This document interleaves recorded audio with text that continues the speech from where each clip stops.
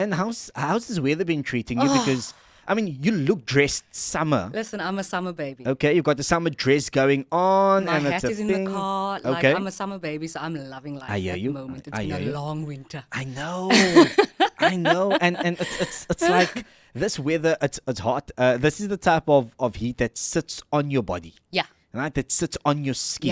Yeah. And speaking about sitting on the body, right? Let's talk about cholesterol. Now, cholesterol is a type of fat that your body needs to function properly. It helps Yep. build healthy cells and We produce all have hormones.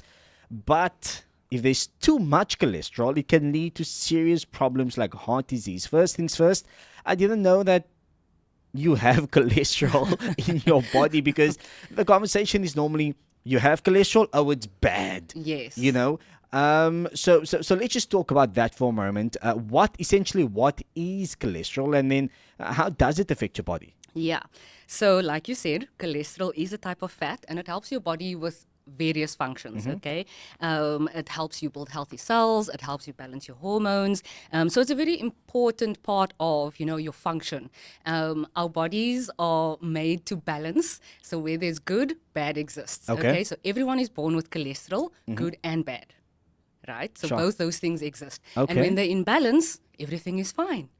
When you go to the doctor and the doctor says, "Oh, you've got cholesterol," that means there's too much of the bad kind Oh. floating around. Oh. So that's what that is. Okay. Interesting. Yeah. Oh, wow. So that's what that is. And if you want to explain it and take it even further into the science of it, the sort of bad cholesterol is what is called the LDL. So it's low density fats. Okay. And then you get the H, right, which is the high density, so HDL, and that's the good fat. So effectively, the LDL, the bad cholesterol, can clog your arteries, which leads to heart attacks and all the bad things we don't want.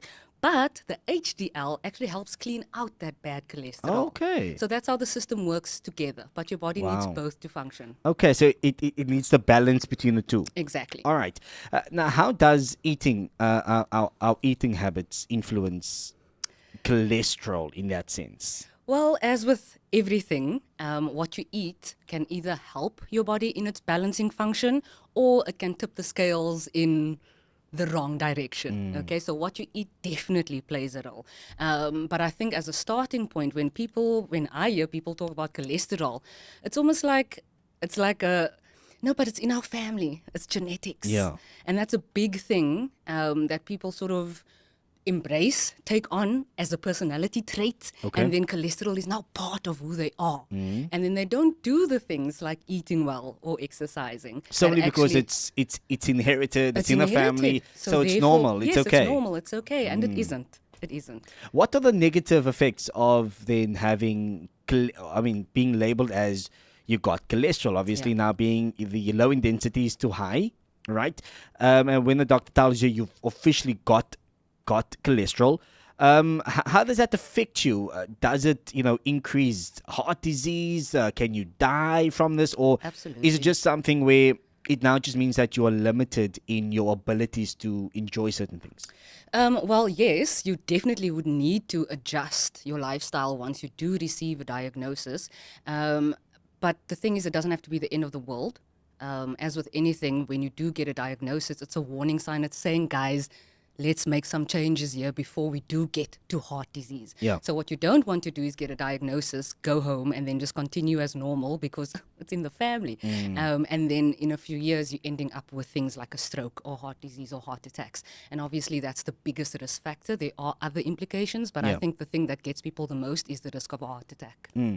Okay, so cholesterol can be inherited, as we've discerned.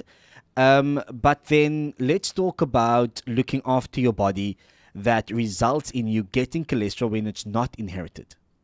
Yeah, so I think there's a particular type of cholesterol that's inherited, and that's got another long F word name. Okay. And not everyone has got that. Okay, Right? I think fair it's enough. like 1 in a million people or something that will actually have that particular thing. Uh-huh. And then you'll manage it because it's genetic and you manage it in that particular way. Mm. For most of us, though, like I said, we've got cholesterol. You've got cholesterol sitting here right now. That doesn't mean you've got bad cholesterol.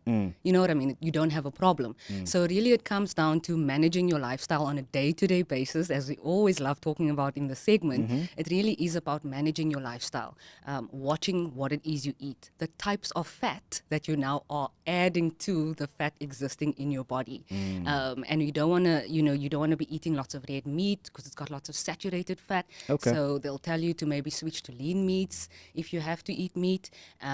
Otherwise, it's definitely looking at, moderating your fat intake, having a balanced diet. Exercising is such a big thing.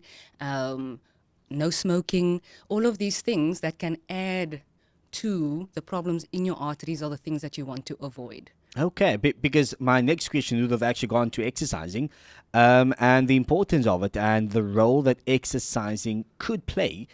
Let's assume for someone that has cholesterol and them trying to manage it, does exercising help manage cholesterol? Exercise helps manage everything. Okay. Exercise, you have to move your body because it triggers a cascade of things. People look at it and go, okay, but as a direct result of walking, I need to see abs tomorrow. And that's not how it works. Yes, sir. Sorry, Cliff. You're going to have to do a lot of Do walking, you know my that you friend. do you know that you always burst my bubble? Like last week you did it. Last week you burst my bubble, and I was so excited. And today you're doing this thing again.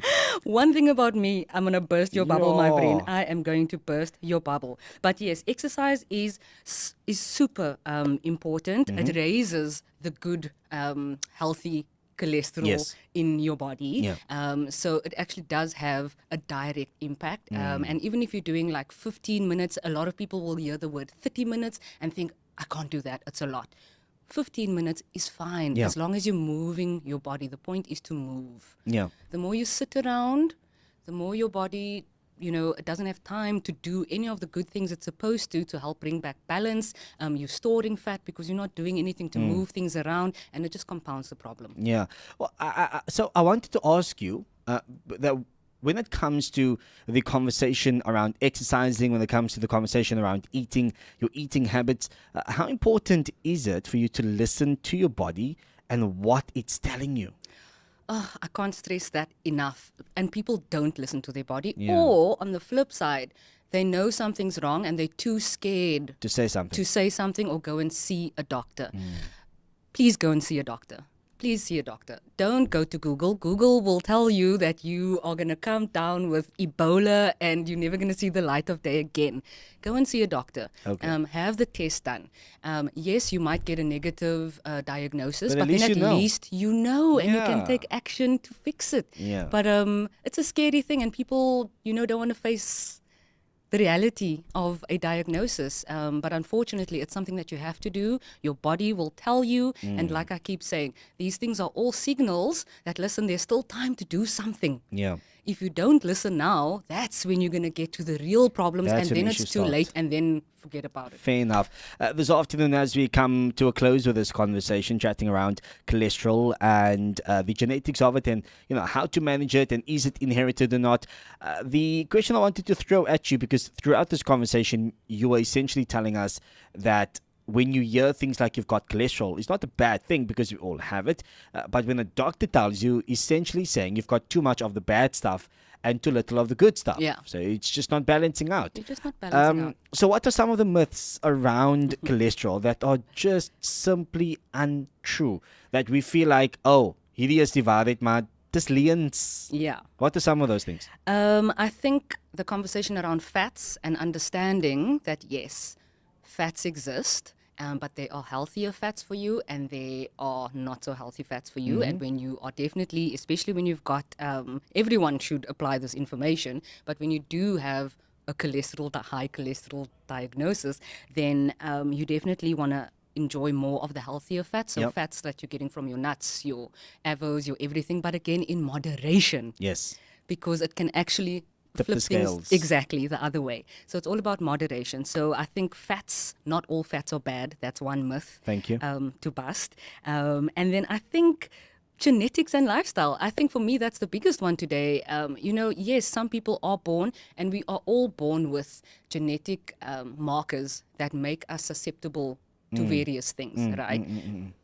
That exists, and you can go all your life and not trigger that gene. Okay. It's your decisions around what you eat and how you live your that can life trigger it. that can trigger it.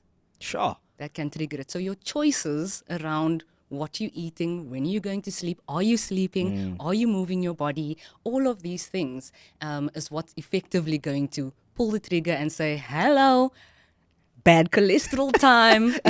Is that how it's going to say it? That's how I was going to say it, and that's the exact move as well. Is that how it's going to... Hello.